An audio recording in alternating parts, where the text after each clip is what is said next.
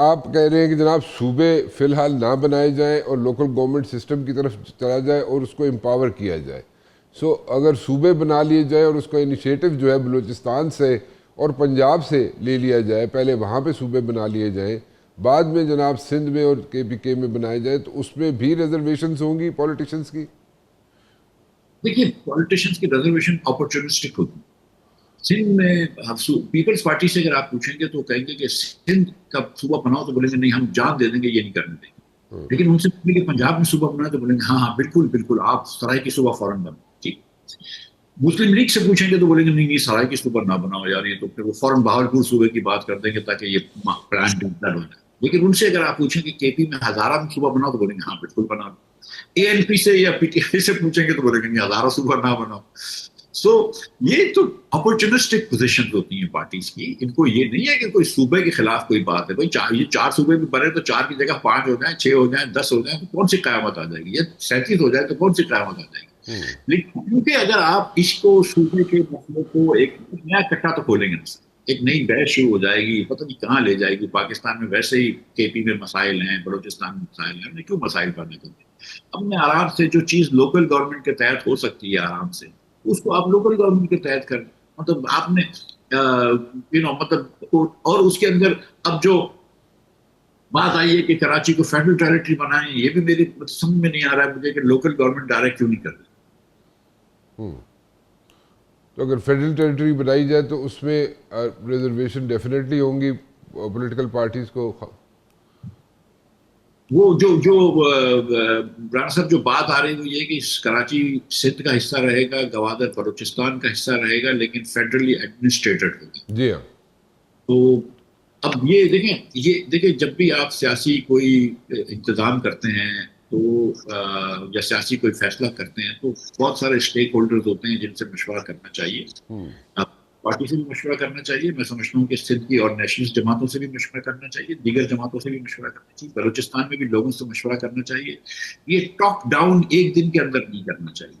سو یہ جو بار بار trial balloon آتے ہیں ڈفرینٹ جرنلسٹوں سے جو تھوڑے سے متحدہ کے قریب ہوتے ہیں, اس سے کم از کم یہ پاکستان میں کم از کم یہ ڈسکشن شروع ہو گیا ہے which I think is a healthy thing. لیکن اس کو میرا اب بھی یہ موقف ہے ٹو بی ویری آنیسٹ, کیونکہ اس صوبے کی طرف اس وقت نہ جائیں. اگر تو یہ دیکھیں آج صوبے کی بات اس لیے ہو رہی ہے خاص طور پہ سندھ میں کیونکہ پیپلز پارٹی کی انتظامیہ بہت ہی بری رہی ہے پچھلے 17 سال میں. بے حسی اور نالائکی کی انہوں نے تاریخ رقم کی ہے, اور کرپشن کی بھی شاید. تو اگر یہ تو اچھا کام کر رہے ہوتے تو لوگ اتنی باتیں نہیں کر رہے ہوتے. اب اگر آپ اس کو آرام سے سارٹل کر سکتے ہیں لوکل گورنمنٹ امپاورمنٹ میں تو صوبے کی طرف جانے کی کوئی ضرورت نہیں. اب اگر یہ 4 صوبوں میں 4 حکومتیں, P T I, Muslim league اور پیپلز پارٹی بالکل لوکل گورنمنٹس کے خلاف ہیں, جتنی بھی باتیں کریں یہ جھوٹ بولتے ہیں. آپ کو پتا ہے کہ action speak louder than word 17 سال میں کسی نے نہیں کی, لیکن مشرف صاحب کی جو تھی وہ ساری ریورس کر دی. تو اگر تو یہ کر دیتے ہیں لوکل گورنمنٹ تو قصہ ہی ختم ہو جاتا ہے, پھر اس کو چلنے دیں 5-10 سال دیکھیں کیسا چلتا ہے. اور اگر نہیں کرتے تو پھر کبھی نہ کبھی صوبوں کی طرف جانا پڑے گا. پھر آپ دیکھیے گا کہ پھر کبھی نہ کبھی اوپر سے پھر وہ آئے گا کہ بھائی اب تم کو ہم نے جتنا بھی موقع دیا تم نے نہیں کیا, کوئی کمپرومائز نہیں کیا, تم نے این ایف سی پہ ایک پیسہ نہیں چھوڑا. تم کو پتا ہے کہ تم لوگوں کے پاس 1800 ارب روپے کے سرپلس ہیں, وفاق جو ہے وہ کنگال ہو چکا ہے, لیکن آپ اپنا ایک پیسہ نہیں چھوڑتے. اور تم نہ اپنا کوئی لوکل گورنمنٹ کو امپاور کرتے ہو, نہ لوکل گورنمنٹس کرتے ہو. ساری چیزیں تم سندھ میں وفاق میں پہلے سلب تھیں, اب سندھ پنجاب وغیرہ میں سلب ہو گئی, اور سارا کے سارا جو ہے وہ لاہور کی ایک راجدھانی ہے, کراچی کی راجدھانی ہے, پشاور کی راجدھانی ہے, جہاں سے یہ چیزیں چلتی ہیں. اور اگر یہ نہیں سمجھیں گے تو پھر آپ کو پتا ہے کہ پاکستان میں ان سے بھی بڑے پاورز ہیں. اچھا میں ذرا تھوڑی سی ڈفرینٹ ایک بات یہاں پہ کرنا چاہتا ہوں, آپ کی انپٹ چاہوں گا یہاں پہ. دیکھیں ایک چیز کہی جاتی ہے یہاں پہ کہ جو ڈونر ایجنسیز ہیں یا لینڈنگ ایجنسیز ہیں, جب تک پاکستان ان پہ ڈپینڈنٹ رہے گا اس وقت تک انڈیپینڈنٹ پالیسیز بنانا مشکل ہوتا ہے. اب میرا سوال یہ ہے کہ you being a finance minister رہ چکے ہیں آپ, کوریڈورز آف پاور میں بھی رہ چکے ہیں, اور بزنس کا بھی ایکسپیرینس ہے آپ کو. سو لینڈنگ تو چلتی رہتی ہے, سو وہ آپ بینکوں سے بھی لیتے ہیں, کہیں نہ کہیں سے بورو بھی کرتے ہیں پیسے, لیکن پھر بھی آپ جناب اپنے طریقے سے وہاں پہ ڈیسیژن لیے جاتے ہیں, آپ انڈیپینڈنٹ ڈیسیژن لیتے ہیں. سو یہ بوروئنگ اور یہ جو بات ہوتی ہے کہ لینڈنگ ایجنسیز پہ, بوروئنگ ایجنسیز پہ آپ ڈیپینڈنٹ ہیں تو انڈیپینڈنٹ پالیسیز نہیں بنا سکتے, یہ کس حد تک درست ہے؟ سر یہ اس میں لینڈنگ ایجنسی کو بھی دیکھنا ہوگا اور بوروئنگ کے ٹائپ کو بھی دیکھنا، بوروئنگ کے کس سے لے رہے ہیں یہ بھی.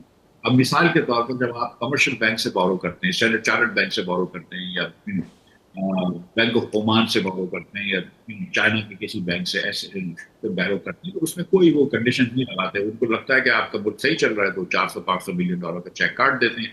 ان کو لگ رہا ہے نہیں چلتا تو نہیں کاٹتے. تو سٹی بینک سے پیسے لوگے تو کنڈیشن نہیں لگاتے.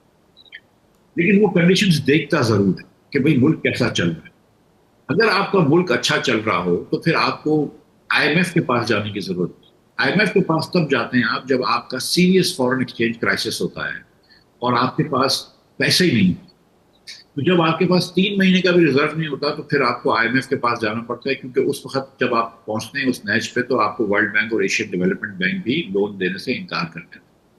لیکن ایشین ڈیولپمنٹ بینک اور ورلڈ بینک کی کنڈیشنالٹیز نہیں ہوتی، وہ ایک بیٹن ووڈس کے ایگریمنٹ کے تحت بنے. وہ ساری کنڈیشنالٹیز انہوں نے آئی ایم ایف کے اوپر چھوڑی. آئی ایم ایف میں اگر آپ کا پروگرام نہیں ہوگا تو پھر ورلڈ بینک اور ایشین ڈیولپمنٹ بینک بھی لون نہیں دیں گے. اور ایکچولی اگر آئی ایم ایف سے پروگرام پاکستان جس حالت میں اس میں نہ ہو تو آپ کو پھر سٹی بینک اور بینک آف اومان بھی لون نہیں دیں گے. یہ سب ریلائی کرتے ہیں آئی ایم ایف کے اوپر. جب میں آئی ایم ایف میں کام کرتا تھا تو ہم کو کمرشل بینکس فون کرتے تھے کہ یار یہ کیا حال چل رہا ہے اس ملک کا، مثال کے طور پر. ٹھیک ہے، وہ رکھو.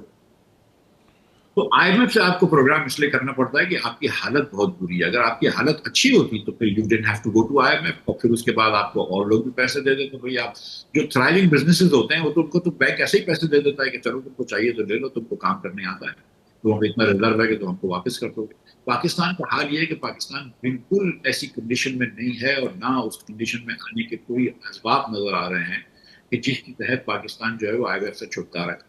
نہ صرف یہ پروگرام کے بعد اگلا پروگرام جانا پڑے گا، لیکن اگر اس روش پہ چلتے رہے تو اگلے کے بعد ایک اور پروگرام پہ بھی جانا پڑے گا. اچھا، so what are the hardships which are in the offing? I would ask کہ جو بجٹ ہے، دا کمنگ بجٹ، اس میں ہم کیا ایکسپیکٹ کریں کہ ہمیں کوئی ریلیف ملے گا یا مزید سختیاں ہوں گی، یا how should we get mentally prepared for all this? دیکھیے کوئی ایک آدھ دو آپٹکس کے لیے ریلیف تو ضرور دیں گے، کوئی ایک آدھ چیز کو کچھ کم کر دیں گے. پچھلے سال مثال کے طور پر سپر ٹیکس کا 10% سے نوکری پیشہ لوگوں پہ 9% کر دیا. یہاں جو ٹیکس 38.38% دیتے تھے وہ 38.15% ٹیکس دینے لگتے ہیں، 0.35% ٹیکس کم کر دیا. اب گزارش یہ ہے کہ اس قسم کا کوئی ایک آدھ ذرا سا آپٹیکل ریلیف دیں گے. لیکن جو ایف بی آر کی انڈرسٹینڈنگ ہوئی ہے یا فائنانس منسٹری کی انڈرسٹینڈنگ ہوئی آئی ایم ایف سے، اس کے تحت تو 830 ارب روپے کے نئے ٹیکس لگانے ہیں ان کو. 400 ارب روپے وفاق ٹیکس لگائے گا، لگائے 430 ارب روپیہ جو ہے وہ وفاق لگائے گا. وفاق ٹیکسوں میں 215 روپے کے نئے ٹیکس ہوں گے، اور 215 روپے کے جو ایگزسٹنگ ٹیکس ہے ان کے اندر کچھ زیادہ ریکوری کرنے کی کوشش کی. اس کے علاوہ 12-15 اس کے علاوہ آئی تھنک 1600 ارب روپے سے تو ٹیکس بھی لوگ ویسے بھی بڑھائیں گے ٹارگیٹ. تو 16 اور 2400 ارب روپے تو اور ٹیکس دینے پڑیں گے. پھر اسی طرح آپ کا جو لیوی ہے، جو اس سال جو 1300-1400 ارب روپے کا ٹارگیٹ تھا، وہ اگلے سال 1700 روپے کا ٹارگیٹ. تو جو لیوی آپ اس وقت 125 روپے دے رہے ہیں پیٹرول پہ اور ٹوٹل ٹیکس 150 دے رہے ہیں، وہ لیوی بڑھ کے 150 ہو جائے گی اور ٹوٹل ٹیکس 175 روپے فی لیٹر ہو جائے گا پیٹرول. اچھا، تو مطلب کہ مطلب تھوڑا سا ایک بریدنگ اسپیس مل سکتا ہے، but at the very same time tough times are ahead, right? اس طرح لیا جائے تو غلط ہوگا، یا how should we take it? میں غلط کہہ رہا ہوں تو مجھے کریکٹ کر دیں. لیکن سر بریدنگ اسپیس اسی صورت میں ملے گا کہ اگر حکومت کے اخراجات کم کرتا ہوں، میں پی ایچ ڈی پی جو کہ 1000 ارب روپے ہر سال رکھتا ہوں، اس کو میں 400 ارب پہ لے کے جا.